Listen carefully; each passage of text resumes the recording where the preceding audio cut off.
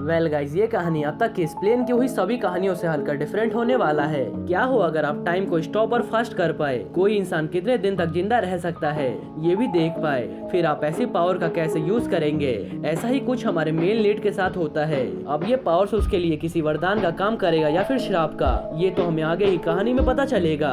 कहानी की शुरुआत लू को दिखाते हुए होती है, जो कि टाइम वॉच को स्टाइल में उछालते हुए पकड़ता है और कहता है, रैंग रूंग अब तुम्हारा वक्त आ गया है।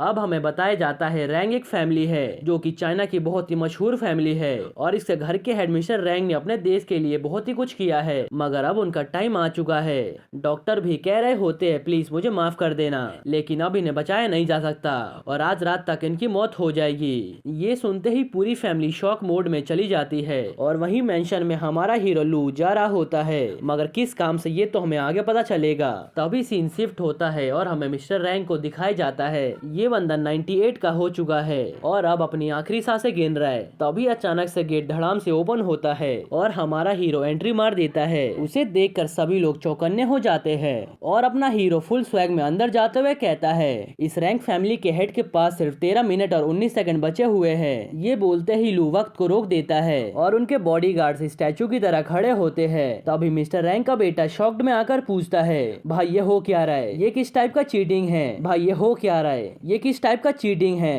तभी हमारा हीरो हंसते हुए कहता है, तुम टेंशन मत लो, बस मैंने टाइम को ही तो रोका है। ये सुनकर उनका बेटा चिल्लाने लगता है, तू चाहता क्या है, मगर फिर कुछ अजीब सा होता है और हमारा हीरो एक सेकंड में ही मिस्टर रैंक के पास टेलीपोर्ट हो जाता है। ये देखकर रैंक का बेटा सोचने लगता है, अरे ये उधर कैसे पहुंच गया, अभी तो ये मेरे पास था, मैंने तो बस पलक ही झपकाई थी। उसके बाद लू अपना इंट्रोडक्शन देते हुए कहता है, मैं एक टाइम सेलर हूँ, मतलब टाइम का डीलर हूँ, मैं टाइम को खरीदता भी हूँ और उसे बेचता भी हूँ। मेरा नाम है मिस्टर लू और मैं सिर्फ एक चीज बेच सकता हूँ, वो है टाइम। ये सुनकर मिस्टर रैंक शॉक्ड हो जाते हैं और इसी के साथ हमें पास्ट का सीन दिखाया जाता है, जहाँ लू अपने फोन में एक मैसेज देख रहा था जो उसकी मम्मी का होता है, बेटा तू टेंशन मत ले, तुझे जल्दी ही जॉब लग जाएगी, तुम जब चाहे जॉब छोड़ सकते हो, हमने कुछ लाख जमा कर लिए हैं, अब हम सिटी में एक घर ले सकते हैं। ये सब पढ़कर लू सोचता है, अरे यार आपको पता भी है आखिर सिटी क्या चीज होती है, मगर एकदम टियर 99 लेवल की जगह, सिटी के सामने तो हम एक बहुत ही छोटी जगह से आते हैं जिसकी कुछ औकात ही नहीं है। ये सब सोचकर लू को रियलाइज होता है कि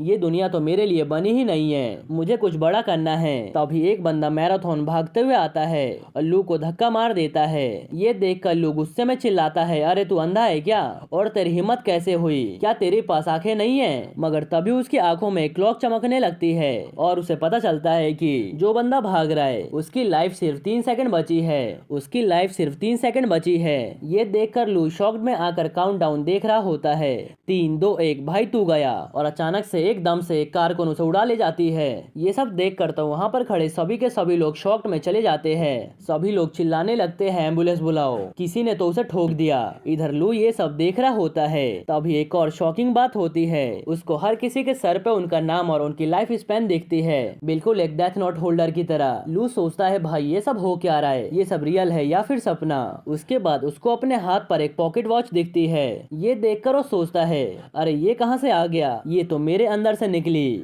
मतलब मैं अब एक टाइम का मास्टर बन चुका हूँ। फिर वो क्यूरियोसिटी में पॉकेट वॉच का बटन दबा देता है और डिंग के साथ सभी की सभी चीजें फ्रीज हो जाती है, बारिश की बूंदे तक रुक जाती है, हवा रुक जाती है और पूरा शहर पॉज पे फ्रीज हो जाता है। लेकिन यहाँ पर सिर्फ लू ही चल रहा था। ये देखकर तो लू बहुत ही एक्साइटेड होता है और मनी मन सोचता है, भाई मैं तो ओपी बन गया। फिर वो किसी इंसान को टच करता है और उसके अंदर से ग्रीन लाइट निकलती है। फिर वो नोटिस करता है कि उस बंदे की लाइफ कम हो चुकी है। फिर वो ग्रीन लाइट दूसरे बंदे के अंदर डाल देता है, जिस कारण से उसकी लाइफ स्पैन बढ़ जाती है। ये देखकर लू एक्साइटमेंट में चिल्लाता है, भाई मैं तो लिटरली टाइम का गॉड बन गया हूँ। फिर वो सोचता है, इस शहर में बड़े लोगों के पास सब कुछ है, पैसा है, पावर है, फेम है, मगर एक चीज नहीं है, वो है टाइम। और यही से स्टोरी एक नया रुख लेती है। फिर लू सोचता है, किसी को बहुत लंबी उम्र मिली है और किसी को बहुत कम, और इसी कारण से अब मैं एक टाइम का बिजनेस शुरू करूंगा। मैं इंसानों के लाइफ को बेचकर और खरीद कर पैसा कमाऊंगा, और जब ये सब होगा तब दुनिया का सबसे पावरफुल इंसान भी मेरे सामने झुकेगा और मुझे सैल्यूट करेगा।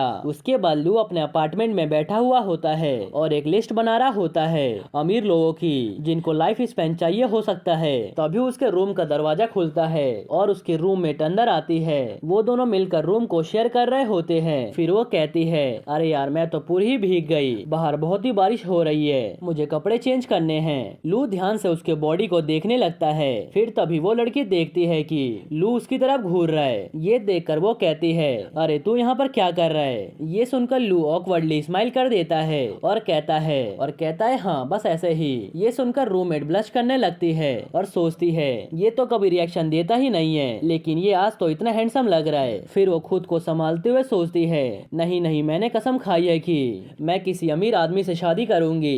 इसके पास ना तो कोई बड़ा मेंशन है और ना ही बैंक बैलेंस, मैं इसके बारे में सोच भी नहीं सकती। वो कहती है मैं अंदर जा रही हूँ, तू भी जल्दी से सो जा, गुड नाइट, और दरवाजा बंद कर लेती है। लू उसको देखकर सोचता है तू स्मार्ट है, ब्यूटीफुल है और तू समझ भी गई है कि दूसरों के काम में टांग नहीं अड़ानी चाहिए, लेकिन तू एक बात को भूल रही है, अब मैं एक मामूली सा इंसान नहीं हूँ, मेरे पास एक सुपर पावर है टाइम कंट्रोल। अब मैं टाइम खरीद सकता हूँ और बेच सकता हूँ। मैं गरीबों से टाइम को सस्ते में खरीदूंगा और अमीरों को महंगे दामों में बेच दूंगा। चलो देखते हैं मेरा पहला कस्टमर कौन होगा। सीन शिफ्ट होता है और लू एक बेंच पे बैठा होता है और सोचता है मैंने अपना पहला कस्टमर फंसाने के लिए अपनी सारी सेविंग्स यहाँ पर लगा दी। अब बस मुझे एक ऐसे बंदे की तलाश है जिसे टाइम की जरूरत हो। फिर वो लोगों की लाइफ स्पैन को देखने लगता है और ये बूढ़ा आदमी काम का नहीं है, इसका टाइम तो बचा ही नहीं है। ये माँ और बेटे भी नहीं चलेंगे, इनके पास भी ज्यादा वक्त नहीं है। मैं चाहता हूँ जिसका टाइम बेचूं उसके पास जीने के लिए ज्यादा वक्त हो, वरना मुझे खुद ही बुरा लगेगा। तभी पीछे से एक आवाज आती है, क्वीन तुम टेंशन मत लो, मेरे पास तो बहुत पैसा है, मैं तुम्हारे लिए फोन खरीद लूंगा। ये सब सुनकर लू मुड़कर देखता है। एक हाई स्कूल का लड़का अपनी गर्लफ्रेंड से बात कर रहा होता है और कहता है मैंने बहुत सारी जॉब्स ले ली है, मैं तुम्हारे बर्थडे पे फोन गिफ्ट कर दूंगा। तभी उसका बॉस चिल्लाता है, ओए बच्चे काम ढंग से कर, अभी बहुत सारे पैम्पलेट्स बांटना बाकी है। बॉस की डांट सुनकर उस बच्चे के पसीने छूटने लगते हैं और वो अपने गर्लफ्रेंड से बोलता है हेलो, लेकिन वो देखता है कि फोन तो कट गया है। लू सोचता है अरे वाह, इसको पैसों की बहुत ही जरूरत है, ये मेरा पहला कस्टमर बनेगा। तभी लड़का अपनी सैलरी लेने जाता है। तब उसका बॉस कहता है तुमने काम अच्छा नहीं किया, लेकिन तू बहुत ही ईमानदार है, पूरे पैसे दे रहा हूँ। तब वो लड़का बॉस के सामने झुकते हुए कहता है थैंक यू बॉस, और मनी मन सोचता है यार अभी भी बहुत सारे पैसे बचे हुए हैं। उसके बाद वो एक नूडल्स शॉप में जाता है और बोलता है भैया सबसे सस्ता वाला नूडल्स लगा दो। तभी वहाँ पर लू आता है और वो अपने पैसों के बैग को टेबल पे रख देता है। उसे देखकर लड़का कहता है अरे आप कौन हो? तभी लू कहता है समय 10 गुना फास्ट हो जा, और पूरी दुनिया स्लो मोशन में फ्रीज हो जाती है। सिर्फ लू और लड़का नॉर्मल चल रहे होते हैं। ये सब देखकर लड़का घबराते हुए दीवार से चिपक जाता है और मनी मन सोचता है भाई ये सब क्या हो रहा है, ये सब तूने किया है ना, आखिर तू है कौन? तब लू शांति से बैठते हुए कहता है रिलैक्स हो जाओ, मैंने बस हमारे स्पीड को 100 गुना बढ़ा दिया है और ये पूरी दुनिया फ्रीज हो गई है। फिर लू कहता है मिस्टर जैंग मेरी बात सुनिए, मैं बहुत ही समय से टाइम ट्रेवल कर रहा हूँ और उन लोगों को ढूंढता हूँ जिनको पैसों की जरूरत होती है, और मैं उनसे समय के बदले में उन्हें पैसे देता हूँ और फिर उस समय को किसी और को बेच देता हूँ जिन्हें समय की जरूरत होती है। ये सुनते ही जैंग पूछते हैं आखिर तुम मेरे सरनेम के बारे में कैसे जानते हो? इस पर लू अपने पावर से एक रेड लाइट को अपने हाथों से निकालता है और फिर जैंग के सिर पर एक लाइट चमकने लगती है और इसमें उसके नाम और उसका बचा हुआ साल लिखा हुआ था। इस चीज को देखते ही जैंग कहता है आखिर ये है क्या? तब लू कहता है इसके हिसाब से आप 80 साल तक जी सकते हैं, आप कितने लकी है। अब तो बताइए मिस्टर जैंग, क्या आप मुझे अपना कुछ समय बेच सकते हैं? ये सुनते ही जैंग कहता है क्या समय को बेचा जा सकता है और आप समय को कितने में खरीदते हैं? तब लू अपने पैसों से भरे बैग को घुमाते हुए खोलता है, आप जितना 1 साल में कमाते हो उतना मैं आपको अभी दे सकता हूँ, लेकिन आप एक स्टूडेंट हो तो ज्यादा नहीं कमा पाओगे, फिर मैं आपको 3 लाख देने के लिए रेडी हूँ। इन पैसों को देखते ही जैंग सोचने लगता है अरे ये तो 3 लाख देने को तैयार है और एक एवरेज पर्सन साल में 3 लाख तो कमा ही सकता है, लेकिन ये मेरी जिंदगी का सवाल है और ये मेरा समय है। अगर मैंने अपना 1 साल इसे दे दिया तो मैं 1 साल पहले ही मर जाऊंगा। उसके बाद लू अपने पावर का इस्तेमाल करके एक कॉन्ट्रैक्ट को समन करता है और फिर कहता है अगर आप अपने लाइफ स्पैन को यानी अपने जीवन को मुझे बेचना चाहते हो तो इस कॉन्ट्रैक्ट पर साइन कर दो। लू की बात सुनते ही जैंग सोचने लगता है और फिर वहीं बैठकर सोचता है अगर मैं अपनी लाइफ का 1 साल खो भी दूंगा तो मेरे पास टोटल 64 इयर्स बचेंगे और ये कम नहीं है, और अगर मुझे 3 लाख मिल गए तो इसमें मैं अपने गर्लफ्रेंड के लिए एक फोन भी खरीद लूंगा। इसके अलावा मैं जो भी चीजें खरीदना चाहता हूँ वो सब खरीद पाऊंगा और अंत में पार्ट टाइम जॉब से एक समय की बर्बादी होती है और उसमें बहुत ही कम पैसे मिलते हैं। ये बंदा हाई स्कूल का स्टूडेंट है। ये सब सोच ही रहा होता है, तभी लू कहता है क्या तुमने अपने डिसीजन को बना लिया, चलो फिर मैं चलता हूँ। ये सुनते ही ज़ैंग लू को रोकते हुए कहता है मैं आपको बेचूंगा, मैं आपको अपना जीवन रेखा बेचूंगा। ये सुनते ही लू उसे पैसों को दे देता है। उन्हें देखकर ज़ैंग भी राजी हो जाता है अपने 1 साल के जीवन को बेचने के लिए। फिर लू कहता है बहुत अच्छे, चलो अब इस कॉन्ट्रैक्ट पे साइन कर दो, ये सारे के सारे पैसे तुम्हारे हो जाएंगे। ज़ैंग पेन को उठा लेता है और फिर वहाँ पर साइन भी कर देता है। साइन करते ही ज़ैंग का 1 साल कम हो जाता है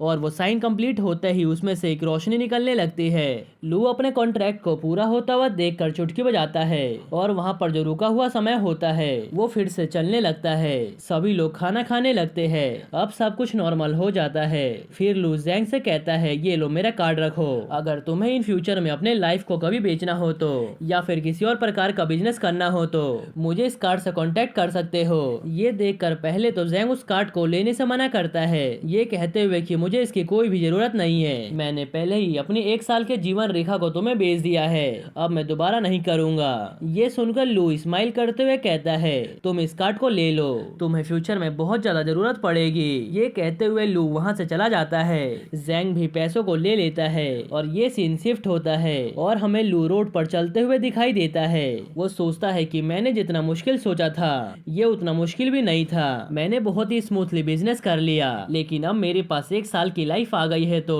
इसे अब मैं किसे बेचूं? आखिर इस दुनिया में कौन हो सकता है जिसे इस लाइफ स्पैन की जरूरत पड़े? लू ये सोचते हुए एक होटल में चला जाता है और वहाँ पे कॉफी पीने लगता है। वो कॉफी पीकर इंटरनेट पे सर्च करता है आखिर मैं कौन से अमीर इंसान को अपने लाइफ को बेचूं जिससे मुझे अच्छा खासा प्रॉफिट हो जाए। लू सोचता है दुनिया की सबसे मूल्यवान चीज है समय, समय जिसको कोई भी नहीं रोक सकता और ना ही कोई खरीद सकता है। लेकिन किसे पता था मैं टाइम को कंट्रोल कर पाऊंगा और मुझे अब किसी व्यक्ति को ढूंढना होगा जो कि बहुत ही अमीर हो और उसे लाइफ स्पैन की बहुत ही ज्यादा जरूरत हो। लू ये सोच ही रहा होता है तभी वो नेट पर एक इंसान को देखता है जिसे देखकर उसकी आंखें चमकने लगती है, क्योंकि ये बंदा कोई और नहीं बल्कि मिस्टर रॉन्ग होते हैं जिसे हमने कहानी के स्टार्टिंग में देखा था। ये चाइना का बहुत ही फेमस बंदा है और ये इस टाइम पर बहुत ही बीमार चल रही है, इनके पास बहुत ही कम दिन बचे हुए हैं जीने के लिए। लू इस न्यूज को पढ़ के बहुत ही शॉक्ड होता है क्योंकि इसमें लिखा हुआ था कि मिस्टर रॉन्ग बहुत ही जल्दी मरने वाले हैं, यानी कि उनकी मृत्यु होने वाली है। ये चीज देख कर लू सोचता है कि मिस्टर रॉन्ग फैमिली तो बहुत ही ज्यादा रिच है और इनका इन्फ्लुएंस पूरे चाइना पर है, यानी ये बहुत ही पावरफुल फैमिली है। अगर मैंने इस फैमिली को 1 साल का लाइफ स्पैन बेच दिया तो मेरे पास बहुत ज्यादा पैसा हो जाएगा, यानी कि अंधा पैसा। और ये सीन यहीं पर शिफ्ट होता है। उसके बाद हमें मिस्टर रॉन्ग के विला का सीन दिखाया जाता है जहां पर मिस्टर रॉन्ग की हालत बहुत ही ज्यादा खराब होती है। डॉक्टर भी बता चुका था कि मिस्टर रॉन्ग की आज रात ही मौत हो जाएगी। इधर मिस्टर रॉन्ग ये सारी बातें सुन रहे होते हैं और फिर अपने मनी मन सोचते हैं कि मेरी जिंदगी बहुत ही कांटों से भरी हुई थी, मेरी जिंदगी बिल्कुल भी आसान नहीं थी, मुझे ये नहीं लगा था कि मैं इस तरह से बेड पे लेटे हुए मरूंगा, नहीं मैं इस तरह से नहीं मर सकता हूँ, मेरे परिवार को मेरी जरूरत है, मैं रॉन्ग फैमिली का स्टार हूँ, अगर मैं बुझ गया तो मेरी फैमिली का क्या होगा? नहीं मैं ऐसे तो नहीं मर सकता, जब तक मैं जीवित हूँ मेरे परिवार का नाम और शोहरत बना रहेगा और बस मुझे एक दिन ही मिल जाए, मैं एक और दिन जीना चाहता हूँ। मिस्टर रॉन्ग अपने मौत के करीब पहुँच रहे होते हैं तभी उन्हें कोई आवाज देता है जिसमें से एक इंसान कहता है मैं टाइम का बिजनेसमैन हूँ और मैं समय को खरीद और बेच सकता हूँ, और ये कोई और नहीं बल्कि लू होता है। अब हम वापस से उसी सीन पर जाते हैं जब हम कहानी के स्टार्टिंग में आए थे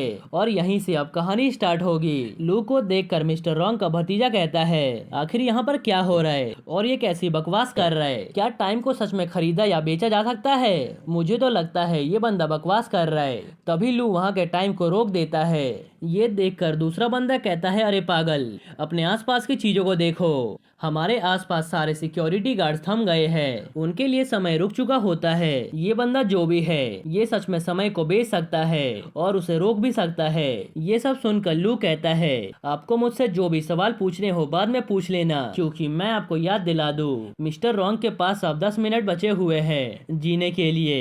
ये सुनते ही मिस्टर रॉन्ग का भतीजा कहता है तो बताइए मिस्टर लू, आप समय को कितने में बेचते हो? मुझे इस डील की सबसे पहले डिटेल्स जान लेनी चाहिए। इस पर लू अपने घड़ी को निकालते हुए कहता है, मेरे लिए समय की कीमत सबके लिए बहुत ही अलग अलग है। मैं अपना डील बताता हूँ, आप एक साल में जितना कमाते हो उसमें से मुझे उसका 20% चाहिए। ये सुनते ही मिस्टर रॉन्ग के भतीजा का दोस्त कहता है, आखिर ये तुम क्या बकवास कर रहे हो? अगर तुम हमारे बिजनेस की बात कर रहे हो तो यहाँ पर करोड़ों की बात हो रही है। तुम जानते भी हो ये कितनी बड़ी कीमत है। ये सुनते ही लू कहता है, क्या रॉन्ग फैमिली एक समय की कीमत को नहीं जानती है? मुझे लगा नहीं था रॉन्ग फैमिली जैसी इतनी अमीर फैमिली एक कचड़े के बराबर होगी जिनको समय की कीमत भी नहीं पता। ये सुनते ही वहीं पर खड़ा एक आदमी गुस्से में कहता है, ओए तू क्या बोल रहा है बे? ये सुनकर लू अपने घड़ी को निकाल लेता है और वहीं लेटे मिस्टर रॉन्ग के लाइफ स्पैन को दिखाने लगता है कि उनके पास अब जीने के लिए बहुत ही कम समय बचा हुआ है। उनके बचे हुए मिनट्स को देखकर वहाँ पर जितने भी लोग खड़े होते हैं वो सभी शॉक्ड होते हैं क्योंकि उनके पास बस 5 मिनट बचे हुए होते हैं जीने के लिए। तभी लू मिस्टर रॉन्ग से कहता है, मिस्टर रॉन्ग आपने अपने जिंदगी में बहुत ज्यादा नाम किया है और बहुत ही शोहरत कमाया है, पर आपको पता ही होगा समय कितना मूल्यवान होता है। समय सबके लिए बराबर होता है और सबके लिए फेयर होता है। समय किसी के साथ नाइंसाफी नहीं करता, लेकिन फिर भी मैं समय को कंट्रोल कर सकता हूँ और जिसे चाहे उसे समय दे सकता हूँ। ये सुनते ही मिस्टर रॉन्ग हाँ करने लगते हैं और अपने ऑक्सीजन मास्क के अंदर से कुछ बोलने का ट्राई करते हैं। ये देखकर मिस्टर रॉन्ग का भतीजा उनके पास जल्दी से जाता है और उनसे पूछता है, आपको क्या चाहिए?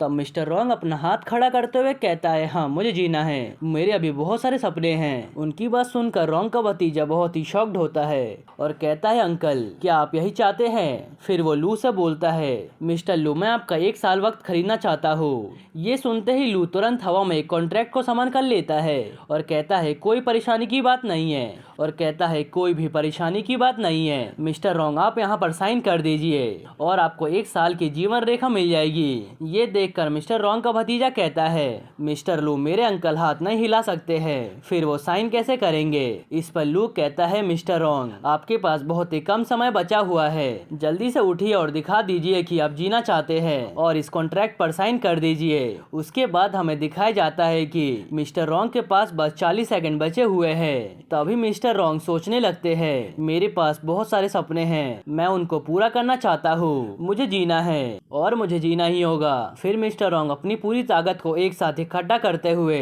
उठकर बैठ जाते हैं और वो उस कॉन्ट्रैक्ट पर साइन कर देते हैं। जैसे ही मिस्टर रॉन्ग साइन करते हैं वैसे ही घड़ी का घंटा घूम जाता है। फिर मिस्टर रॉन्ग जोर से चिल्लाते हैं और उनके अंदर एनर्जी भर जाती है और हर जगह रोशनी ही रोशनी फैल जाती है और इसी के साथ जीवन रेखा का ट्रांसफर कंप्लीट होता है। वहीं पर बैठे मिस्टर रॉन्ग हाफ रहे होते हैं और तभी उनके सिर के ऊपर लाइट चमकती है। उसमें दिखाया जाता है कि मिस्टर रॉन्ग के पास अब 1 साल बचा हुआ है। उसके बाद मिस्टर रॉन्ग देखते हैं कि उनके अंदर एनर्जी सा फील हो रहा है, उन्हें ऐसा लगता है कि वो फिर से जिंदा हो गए। ये सब देखकर मिस्टर रॉन्ग का भतीजा बहुत ही शॉक्ड होता है और कहता है, ये तो सच में मेरे अंकल की जीवन रेखा बढ़ गई। तभी मिस्टर रॉन्ग भी ऑक्सीजन मास्क को उतारकर सोचते हैं, ये क्या हो गया मेरे बॉडी के साथ?